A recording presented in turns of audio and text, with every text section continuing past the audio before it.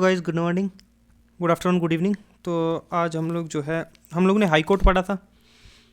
High court के बारे में पढ़ा था, उसके जो है वेरियस उसकी जुरिस्डिक्शन के बारे में पढ़ा, सब कुछ पढ़ा, मतलब A to Z हमने हाई कोर्ट के बारे में कवर कर लिया था। ठीक है, उसमें जो है 2-3 बार जो है ट्रिब्यूनल आया था ना वर्ड।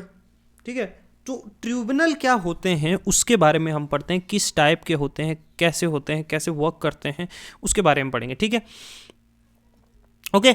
तो ट्रिब्यूनल, ठीक है, ट्रिब्यूनल क्या है? देखो, ट्रिब्यूनल जो है ना इंडियन कॉन्स्टिट्यूशन में क्वासा जुडिशियल इंस्टीट्यूशन जो एस्टैब्लिश किए गए हैं डील करने के लिए, कैसे झगड़े, डिस्प्यूट्स, एडमिनिस्ट्रेटिव मैटर्स में अगर कोई चीज़ है जो मोर एफिशिएंटली, जो ट्रेडिशनल कोर्ट्स जो है ना उसके जो एडमिनिस्ट्रेटिव मैटर्स होते हैं ना उनमें जो है ट्रिब्यूनल जो है वो जो है और बेहतरी से डील कर सकती है जज, अगर हम दूसरा ट्रेडिशनल रूट लेने के जगह। तो ये इसका एम क्या होता है? वैसे ट्रिब्यूनल्स का मेन एम है कि एक स्पीडी और जो है ना एक स्पेशलाइज एडजुडिकेशन प्रोवाइड करना कुछ स्पेसिफिक एरिया में, ताकि क्या है जो रेगुलर कोर्ट्स है ना, जो रेगुलर जुडिशियल कोर्ट्स हैं उन पे बर्डन कम पड़े। तो ट्रिब्यूनल जो इंडिया में है ना वो 2 आर्टिकल से गवर्न होते हैं। एक आर्टिकल जो है 32A सब क्लॉज ए और एक 32 क्लॉज बी। अब हम पढ़ेंगे इन दोनों के बीच का क्या डिफरेंस है। ठीक है, कौन से ट्रिब्यूनल जो है ए में पढ़ते हैं और कौन से ट्रिब्यूनल 323 बी में पढ़ते हैं। ओके, इसके बारे में जो है हम लोग डिटेल में डिस्कस करेंगे। ओके, तो चलते हैं आगे। ठीक है, लेट्स गो ट्रिब्यूनल के बारे में। एक सेकंड रुकना। ठीक है, देखो टाइप्स ऑफ ट्रिब्यूनल। देखो पहला तो मैंने बताया ना एडमिनिस्ट्रेटिव ट्रिब्यूनल जो 323A में है, वो आता है कौन सा? Administrative tribunal. मतलब ये ट्रिब्यूनल जो एस्टेब्लिश की गए हैं एक्सक्लूसिवली सिर्फ किसके, जो डिस्प्यूट आते हैं जैसे पब्लिक सर्विसेज में।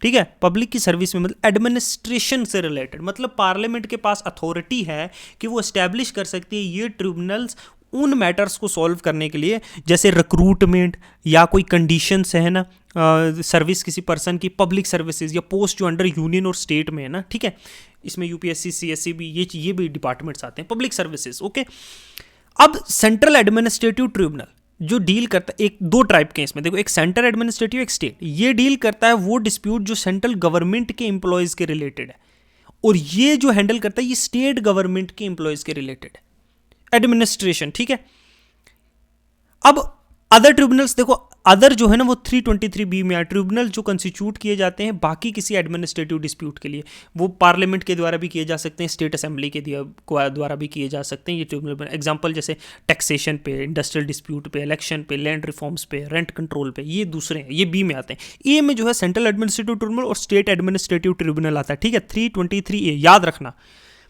अब देखो, हम लोग सेंट्रल एडमिनिस्ट्रेटिव ट्रिब्यूनल पढ़ते हैं। ये क्या है? ये एक वो स्पेशलाइज बॉडी है जो स्टैब्लिश की जाती है किसके द्वारा? सेंटर पार्लियामेंट के द्वारा। ठीक है, डिस्प्यूट और grievance related to service condition जो पब्लिक सर्वेंट्स की है, गवर्नमेंट जो सेंट्रल गवर्नमेंट के अंदर है। ठीक है, अब कुछ की फीचर देखते हैं इसके। देखो, जो सेंट्रल एडमिनिस्ट्रेटिव ट्रिब्यूनल एक्ट है 1985 का, ये अथोराइज करता है आर्टिकल 23A को कंडीशन कि वो इंडियन कॉन्स्टिट्यूशन के कि वो ट्रिब्यूनल एस्टैब्लिश करें, और जो पब्लिक सर्वेंट्स हैं उनकी अगर कोई भी प्रॉब्लम्स हैं, कोई भी डिस्प्यूट्स हैं, उनको सॉल्व करने के लिए, rather than going into the supreme court, high courts या अदर जो है ट्रेडिशनल जो जस्टिस सिस्टम है। ठीक है, अब जुरिस्डिक्शन देखो, ये कवर करते हैं जितने भी सेंटर के एम्प्लॉयज़ हैं जो पब्लिक सेक्टर में हैं, जैसे LIC में हैं या फिर सेल में हैं या फिर और जो भी जो पब्लिक सेक्टर कंपनीज़ हैं उनमें हैं, जो या फिर कोई गवर्नमेंट ऑर्गेनाइजेशन है ना, एक्सेप्ट कौन? उनको छोड़ के जो आर्म फोर्सेस के पर्सनल है या पैरा मिलिट्री फोर्सेस के हैं, या जो एम्प्लॉयज हैं सुप्रीम कोर्ट के या सेक्रेटरीट ऑफ पार्लियामेंट हैं, ये सटन जो है अदर कैटेगरीज के, ये एक्सक्लूडेड है। ठीक है, पब्लिक सेक्टर अंडरटेकिंग के और गवर्नमेंट कंट्रोल ऑर्गेनाइजेशंस के जो सर्वे मेंबर्स हैं, ठीक है, उनके लिए। अब ऑब्जेक्टिव क्या है कि एक क्विक और इफेक्टिव रेजोल्यूशन जो है इनके सर्विस रिलेटेड कोई अगर झगड़ा है जो है उसको निपटाने के लिए, ताकि आप लोग सुप्रीम कोर्ट के बर्डन कम रहे, सुप्रीम कोर्ट में ना जाए, है ना।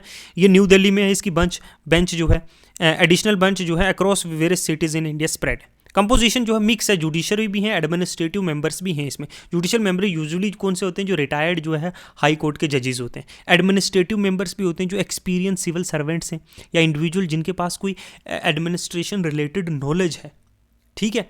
कोई आईएएस हो सकता है रिटायर्ड, कोई आईएफएस हो सकता है, आईपीएस हो सकता है। पावर देखो, जो सेंट्रल एडमिनिस्ट्रेटिव ट्रिब्यूनल है उसके पास पावर सिमिलरली जो एक सिविल कोर्ट के पास पावर होती है ना, कि वो समन कर सकता है किसी को भी, किसी भी विटनेस को। वो उन्हें बोल सकता है कि ये डॉक्यूमेंट जो है हमारे सामने लाइए, है ना।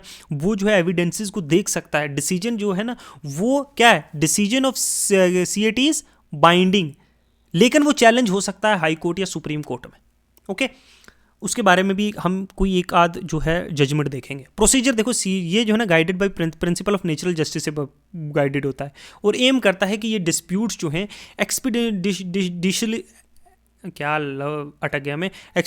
जो है इन डिस्प्यूट्स का रेजोल्यूशन हो, ठीक है। ये जो है ना, ये स्ट्रिक्ट रूल देखो, जो कोड ऑफ सिविल प्रोसीजर है ना उसके जो है उसको फॉलो इतना स्ट्रिक्टली नहीं करता है, ठीक है। ये जो है कहाँ, प्रिंसिपल ऑफ नेचुरल जस्टिस के द्वारा गाइडेड होता है कि एक फेयर ट्रायल होनी चाहिए, एक फेयर हियरिंग होनी चाहिए, पक्ष सारे सुने जाएंगे, एविडेंस देखे जाएंगे। लेकिन एक जो कोड ऑफ सिविल प्रोसीजर है ना उसको एकदम स्ट्रिक्टली नहीं फॉलो करता, ठीक है, जैसे हाई कोर्ट्स और सुप्रीम कोर्ट्स करते हैं, क्योंकि इसको थोड़ा है ना, थोड़ा मतलब क्या है, जल्दी केस सुनाने की होती है, ठीक है। मतलब जो ये बनाया ही उसी के लिए है कि ट्रायल्स और वो उन चीज़ों में भागने के बजाय एक सर्वेंट को, एक सिविल सर्वेंट को यहाँ पे आएगा। अब अपील और जुडिशियल रिव्यू देखो, इनिशियली जो कैट का डिसीजन होता था ना सेंट्रल एडमिनिस्ट्रेटिव ट्रिब्यूनल का, वो सिर्फ सुप्रीम कोर्ट में चैलेंज हो सकता था, ठीक है, हाई कोर्ट्स में नहीं हो सकता। हाउएवर जो लाल चंद्र कुमार का केस 1997 में है, सुप्रीम कोर्ट ने ये रूल किया कि हाई कोर्ट के पास भी पावर है जुडिशियल रिव्यू की। किसके ऊपर, अगर सेंट्रल एडमिनिस्ट्रेटिव ट्रिब्यूनल कैट कोई डिसीजन सुनाता है तो इससे क्या हुआ, इसने रिस्टोर कर दिया एक सुपरवाइजरी रोल किसका, हाई कोर्ट का। तो हाई कोर्ट के पास भी वो पावर अब दे दी गई। अब सिग्निफिकेंस क्या है, देखो ये प्रोवाइड करता है एक फोकस प्लेटफॉर्म जहां जो है सर्विस रिलेटेड ही डिस्प्यूट सॉल्व होंगे और कोई नहीं।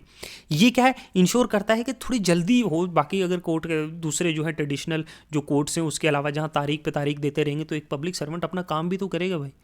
ये चीज़ें थोड़ी हैं। रिड्यूस करता है जुडिशरी पे जो है इतना ज़्यादा बर्डन, ठीक है। और टेक ओवर करता है बहुत से केसेस जो ऑर्डिनरी कोर्ट्स में होते हैं और अलो करता है कि फोकस करना है सिर्फ एक चुनिंदा मैटर पे, एक चुने हुए एक सिंगल मैटर पे।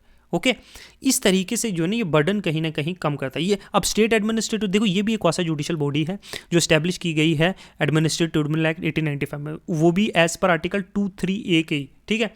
ये भी डिज़ाइन की गई है वैसे ही, लेकिन ये क्या है, इसमें जो है स्टेट के जो एम्प्लॉयज़ हैं, ठीक है, ये सेटअप जो है इंडिविजुअल स्टेट के द्वारा की जाती है, किसके, प्रेसिडेंट के अप्रूवल के बाद। ये इसका भी पर्पस वही है कि स्टेट में जो सर्विसेज हैं, जो एम्प्लॉयज़ हैं स्टेट के, जो स्टेट की जैसे स्टेट की समझ लो स्टेट की कोई बैंक है, उसके जो एम्प्लॉयज़ हैं उनका कोई प्रॉब्लम इश्यूज़ आ गया तो वो डील करने के लिए, ठीक है। इसकी जुरिस्डिक्शन जो है एक रिस्पेक्टिव स्टेट में ही है, ठीक है। जितनी उसकी स्टेट है उसके अंदर जो एम्प्लॉयज़ हैं उनके ही, उसके बाहर नहीं है।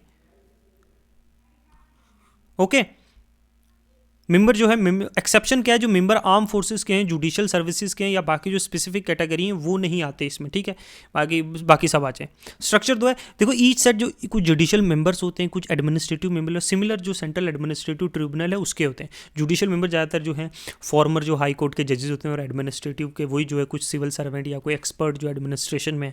पावर और फंक्शन वही है, समन कर सकता है विटनेस को, एग्जामिन कर सकता है एविडेंस को, और प्रोडक्ट रिक्वायर के कोई डॉक्यूमेंट प्रोड्यूस करना उसके सामने तो उसका आदेश भी दे सकता है, ठीक है। ये भी नेचुरल जस्टिस से गाइडेड होते हैं। ये स्ट्रिक्टली जो कोड ऑफ सिविल प्रोसीजर है उसको फॉलो करने के लिए इनको बाउंड नहीं होता है। अपील और इनिशियली वही मैंने आपको बताया था लाल चंद्र वाला केस, सिमिलरली अब जो है हाई कोर्ट को भी ग्रांट कर दी गई है कि वो रिव्यू कर सकता है डिसीजन जो है एसएटी का। वैसे एक बात है, जो वेरी पर्पस होता है ना जो एसएटी का, वो यहाँ डिफीट हो गया कहीं ना कहीं, मुझे ऐसा लगता है वैसे। क्योंकि क्या है कि ये था इसलिए कि जुडिशियल बर्डन ना हो। अब जो है कोई ट्रिब्यूनल के केस पे जो है वो ट्रिब्यूनल ने केस सुना दिया है, हाल वो अब राजी नहीं है बंदा, वो हाई कोर्ट जाएगा, वो सुप्रीम कोर्ट जाएगा दोबारा से। मानता हूँ कि एक फाइनल अथॉरिटी अपील जो है एक इंसान के पास राइट है कि वो सेटिस्फाई हो, किसी की ज़िंदगी का सवाल होता है, कोई सर्विस किसी को सर्विस से खारिज ही कर दिया जाए तो उसके लिए वो बात सही है। लेकिन फिर एसएटी का जो वेरी पर्पस था कि एक सेपरेटली हो जाए ताकि जो हाई कोर्ट सुप्रीम कोर्ट्स पे इन पे बर्डन ना पड़े, वो तो पर्पस डिफीट हो जाता है ना कहीं, ठीक है। तो ये चीज़ें हैं। अब कुछ की फीचर्स देख लेते हैं ट्रिब्यूनल का। देखो स्पेशलाइजेशन, एक तो ये ट्रिब्यूनल जो है ना कंसिस्ट करते हैं कुछ एक्सपर्ट्स इस फील्ड के, जो देखो अब एक सर्विस रिलेटेड है, कोई समझ लो कोई यूपीएससी कैंडिडेट है या एसपीएससी का है, कोई आईएएस है, आईएफएस है। अब वहाँ पे ना वो लोग हैं, वो लोग उन्हें जो है सर्विस कंडीशंस पता है, उन्हें जो है टेक्निकलिटीज़ पता है इसकी, तो वैसे मेंबर्स भी होते हैं जो इनका फैसला सुनाते हैं। क्वासा जुडिस देखो ट्रिब्यूनल के जो ना वो कुछ फीचर कोर्ट से मिलते जुलते हैं, क्योंकि उनके पास एबिलिटी है, वो समन कर सकते हैं, एविडेंस ले सकते हैं, ओथ दिला सकते हैं, स्पीडी डिस्पोजल। ये डिज़ाइन किया गया है कि जल्दी से जल्दी जो है क्विक रेजोल्यूशन हो। रेगुलर कोर्ट में जो है बहुत टाइम लग जाता है। अपील मैकेनिज्म देखो, डिसीजन जो ट्रिब्यूनल का है वो चैलेंज हो सकता है हायर जुडिशरी में, टिपिकली हाई कोर्ट या सुप्रीम कोर्ट में। जुडिशियल रिव्यू ऑफ ट्रिब्यूनल देखो, सुप्रीम कोर्ट और हाई कोर्ट के पास पावर है कि वो रिव्यू कर सकता है ट्रिब्यूनल के डिसीजन, आर्टिकल 32 और 226 के अंडर, और इंश्योर करता है कि ट्रिब्यूनल जो है, ताकि ट्रिब्यूनल जो है जो अपनी जुरिस्डिक्शन को ओवर स्टेप ना करे या किसी के फंडामेंटल राइट को वोलेट ना करे। अब कुछ चैलेंजेस भी हैं जो ट्रिब्यूनल फेस कर रही है, ठीक है। ये कुछ फीचर्स हैं ट्रिब्यूनल के, हम कुछ चैलेंजेस भी देखते हैं। देखो लेक ऑफ यूनिफॉर्मिटी, मतलब कि जो अलग अलग ट्रिब्यूनल्स हैं ना उनके प्रोसीजर अलग अलग हैं, तो ये लेवल ऑफ इफेक्टिवनेस जो है ना वो कम हो जाती है कहीं के। अगर होल ओवर द कंट्री जो है ना एक प्रोसीजर से चले, क्योंकि वो स्ट्रिक्ट कोड ऑफ प्रोसीजर से भी नहीं चलते जो सिविल कोड ऑफ प्रोसीजर है। अब लीगल कोड, अब एग्जीक्यूटिव का इंटरफेरेंस, कंसर्न्स ये भी हैं कि जो जुडिशरी की इंडिपेंडेंस है, क्योंकि अपॉइंटमेंट जो है वो एग्जीक्यूटिव के द्वारा की जाती है, क्या ओवरसाइट की जाती है एग्जीक्यूटिव, तो एग्जीक्यूटिव कहीं ना कहीं ट्रिब्यूनल्स में वो लोग डाल देती है जो पॉलिटिकली मोटिवेटेड लोग हैं, जिनको एग्जीक्यूटिव फेवर करता है। तो वहाँ एक क्वेश्चन उठता है कि क्या जुडिशरी जो ट्रिब्यूनल्स हैं वो इंडिपेंडेंट हैं भी हैं या नहीं। अब देखो एक और अपील है, अपील्स मतलब फ्रीक्वेंट अपील होती है जो ट्रिब्यूनल का डिसीजन है वो हायर कोर्ट में, जो अंडरमाइन कर रहा है जो वेरी पर्पस था जो जुडिशियल वर्कलोड को कम करने का। समझे, जुडिशरी ने जो अंडरमाइन, देखो पर्पस ऑफ जो क्या था ट्रिब्यूनल का, कि जुडिशरी के जो है वर्कलोड को कम करने का। अब जो अपील सुना, जो केस का जो रिजल्ट सुना रही है ट्रिब्यूनल, तो वो जाके अगर सेटिस्फाइड नहीं है बंदा जो मतलब विक्टिम है ना, वो जाके फिर से जो है जाके हायर कोर्ट या सुप्रीम कोर्ट में जाके अपील कर रहा है, तो इसका पर्पज़ ही डिफीट हो जाता है ना। फिर तो वही का वही सेम वर्कलोड है। इंफ्रास्ट्रक्चर बहुत इश्यूज़ भी हैं, बहुत सारे ट्रिब्यूनल जो हैं वो इश्यूज़ फेस कर रहे हैं, ना कि उनके पास प्रॉपर इंफ्रास्ट्रक्चर है, कोई ऑफिस बिल्डिंग्स, ना कोई प्रॉपर स्टाफ है, तो उसके भी इश्यूज़ हैं। तो ये कुछ ट्रिब्यूनल्स के जो है ना वेरी जो इश्यूज हैं, ये आर्टिकल 323 है ए, उसके अंदर आते हैं, ठीक है, स्टेट और सेंट्रल एडमिनिस्ट्रेटिव ट्रिब्यूनल। अब कुछ और भी ट्रिब्यूनल्स हैं जो आर्टिकल 323 में आते हैं इंडियन कॉन्स्टिट्यूशन के, जो बाकी जो पब्लिक सर्विस के डिस्प्यूट्स हैं उनके रिलेटेड जो इंपावर करती है। ये आर्टिकल जो है ना 323 ये इंपावर करता है पार्लियामेंट को भी और स्टेट को भी, को वो एस्टैब्लिश कर सकते हैं किसी जो है स्पेसिफिक सब्जेक्ट है ना उसके रिलेटेड जो है कॉन्स्टिट्यूशन में जो है कॉन्स्टिट्यूशन के कुछ स्पेसिफिक सब्जेक्ट हैं उसके रिलेटेड ट्रिब्यूनल बनाने के लिए। जैसे इनकम टैक्स रिलेटेड अगर आपको प्रॉब्लम है तो उसके लिए इनकम टैक्स जो है अप्लाइड ट्रिब्यूनल है, वहाँ जा सकते हो आप लोग, है ना। मतलब उसके रिलेटेड किसी ने ज़्यादा है कम है, कुछ लफड़े होते हैं ना इनकम टैक्स में, पैसा जहाँ है वहाँ पंगा तो है ही, है ना। या फिर कुछ डायरेक्ट टैक्स रिलेटेड है, कस्टम और एक्सरसाइज सर्विस टैक्स ट्रिब्यूनल है, फिर indirect tax dispute related, election के रिलेटेड ट्रिब्यूनल्स। तो ये कुछ स्पेसिफिक चीज़ों के लिए स्पेसिफिक ट्रिब्यूनल्स बने हुए हैं, ताकि ये जितनी चीज़ें हैं ना, आप इनकम टैक्स रिलेटेड भी अगर आप कोई प्रॉब्लम है तब भी आप कोर्ट जा रहे हो, आपको क्रिमिनल केस है तो भी आप कोर्ट जा रहे हो, आपको सिविल प्रोसीजर है तो भी आप, ट्रेडिशनल कोर्ट्स की बात कर रहा हूँ मैं, हाई कोर्ट्स या दूसरे, है ना। तो क्या होता है, आपको देखो कोई टेनेंट रिलेटेड है, ठीक है, किसी किराए पे रह रहे हो, है ना, वहाँ डिस्प्यूट हो गया तो भी आप सुप्रीम कोर्ट हाई कोर्ट जा रहे हो, ठीक है, हाई कोर्ट जा रहे हो, सुप्रीम कोर्ट जा रहे हो। तो क्या हो रहा है, ये बर्डन ऑफ केसेस जो है ना यहाँ पे क्या इंक्रीज हो रहे हैं छोटे छोटे चीज़ों के। तो अब स्पेसिफिक जो टैक्स रिलेटेड जैसी चीज़ें हैं, अब वहाँ डिस्प्यूट होगा, फिर आपको नहीं, उसके लिए एक स्पेसिफिक टैक्स रिलेटेड बच्चे चीज को कोर्ट बनाया हुआ है। ट्रिब्यूनल एक किस्म का कोर्ट ही है, ट्रिब्यूनल एक किस्म का, ताकि जो आपके जो स्पेसिफिक चीज़ें हैं उसके रिलेटेड जो है आप देख सकते हो, जो बड़े मुद्दे हैं, क्रिमिनल केसेस हैं, सिविल केसेस हैं, है ना, उसके रिलेटेड चलो आप कोर्ट चले जाओगे। बाकी जो स्पेसिफिक फील्ड्स हैं वहाँ पे जैसे इंडस्ट्रियल डिस्प्यूट एक्ट है, वहाँ पे तो हाई कोर्ट है, चलो सॉरी, हाई कोर्ट का जो ओरिजिनल जुरिस्डिक्शन है, स्पेशल जुरिस्डिक्शन, मतलब जैसे इलेक्शन रिलेटेड डिस्प्यूट हो गया, या resolving dispute related to election at different levels, या रेंट कंट्रोल, मतलब किसी ने रेंट बढ़ा दिया है उसके रिलेटेड तो आपको ट्रिब्यूनल जा रहे हैं। तो कुछ स्पेसिफिक जो कॉन्स्टिट्यूशन में चीज़ें दी हुई हैं उसके रिलेटेड हमने अलग से ट्रिब्यूनल बनाए हुए, इनडायरेक्ट टैक्सेस के लिए, कस्टम के लिए, एक्सरसाइज के लिए, सर्विस टैक्स के लिए, या डायरेक्ट टैक्सेस के लिए। तो ये होते हैं, ये दो टाइप के ट्रिब्यूनल्स आते हैं। यहाँ पे ना आपको दो चीज़ें याद रखनी है। एक जो आर्टिकल 323A है, 323A जो क्या है, सेंट्रल एडमिनिस्ट्रेटिव ट्रिब्यूनल और स्टेट एडमिनिस्ट्रेटिव ट्रिब्यूनल के बारे में, ठीक है, ये चीज़ एक याद रखनी है।